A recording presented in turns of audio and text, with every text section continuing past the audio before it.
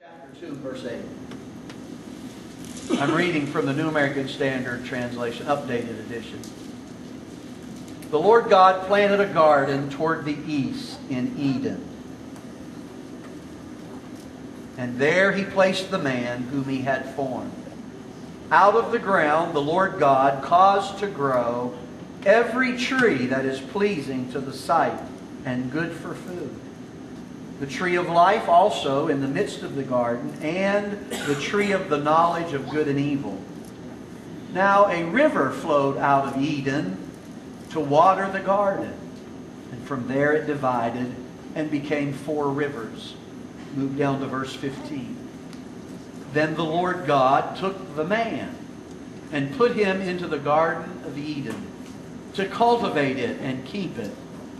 The Lord God commanded the man, saying, From any tree of the garden you may eat freely, but from the tree of the knowledge of good and evil you shall not eat. For in the day that you eat from it you will surely die. Then the Lord God said, It is not good for the man to be alone. I will make him a helper suitable for him. Out of the ground the Lord God formed every beast of the field and every bird of the sky, and brought them to the man to see what he would call them. And whatever the man called a living creature, that was its name. The man gave names to all the cattle and to the birds of the sky and to every beast of the field. But for Adam there was not found a helper suitable for him.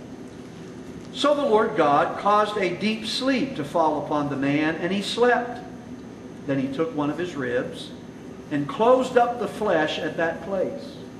The Lord God fashioned into a woman the rib which He had taken from the man, and brought her to the man. The man said, This is now bone of my bones and flesh of my flesh. She shall be called woman, because she was taken out of man. For this reason a man shall leave his father and his mother, and be joined to his wife, and they shall become one flesh. And the man and his wife were both naked, and were not ashamed. Now let's give our attention for just a minute to this little skit. Hank, stay with it. Pay close attention. Let's see if this skit describes what we just read about marriage in Genesis 2.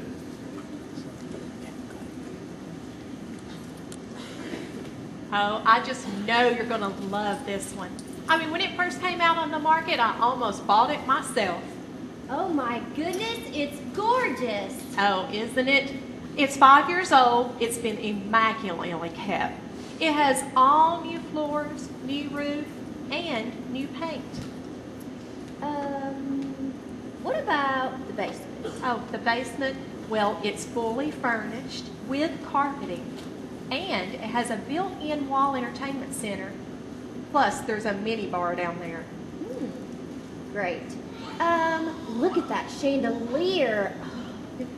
And how many bedrooms again? Well, it has 3 bedrooms, 2 full baths, and the master bath has a whirlpool tub. Get out! It's true. And backyard fenced in. The backyard has a 6-foot privacy fence and has a very nice deck, just in case you like to entertain, have a barbecue. And the kitchen? The kitchen has all new appliances, has marble countertops. Plus, there's an island with a built-in cutting board. Well, Pat, I know you said you had 2 more houses to show me, but I don't care. This is the one. This is where I want to live. Well, I mean, I'm not trying to tell you what to do or anything. This is your decision. I'll take it. Well, great. You know, I just knew you were going to love this one. So I brought along all the necessary paperwork. All we need to do now is decide on what kind of offer. Callie, I found it. What's the address here? Let's see, 226 Oak. 226 Oak. Really? You are? Well, get over here. I want to get settled tonight. Oh, friends of yours? Movers. Movers? Are you packing up the old place already? Moving in already. What? I told you I want to live here. Well, yes, you did. Okay, but before you move in, there's the small matter of actually buying the house. But I don't want to buy the house, just live in it. Well, I mean, you can't do that. Well, why not? Well, that's just not the way it's done. I mean, first you have to find a house that you love, and then you make an offer, then you sign all the necessary paperwork, then you get the key, and then you get to move into the house. Sorry, Pat. I've owned houses before, and I just don't see the point. I mean, but you love the house, don't you? Sure, I love the house today, but what if I fall out of love with it in 6 months? Then I'm stuck in this house with a mortgage that no longer makes me happy. Well, then you work on the house. I mean, if something's broken, then you fix it. You can't just move out on a whim. I can if I don't have a mortgage. Okay, but you can't live here without the mortgage. Oh, Pat, don't be so old-fashioned. I love this house, okay? And I'm gonna be happy here for a while. Okay. Then why not buy the house? Do you really think a little piece of metal and a piece of paper is gonna make it any more significant? Yes, I do. Why? Well, because it's the law. Oh, yeah? Whose law? Somebody's wrong. I don't think that really pictures what we just read about in Genesis 2, but it does picture the feeling a lot of folks had.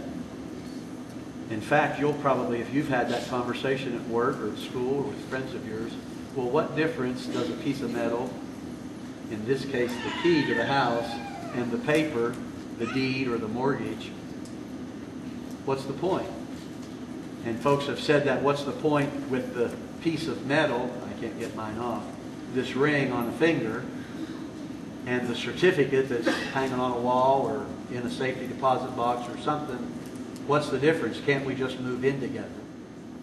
And in fact, that's not the way God intended for it to go.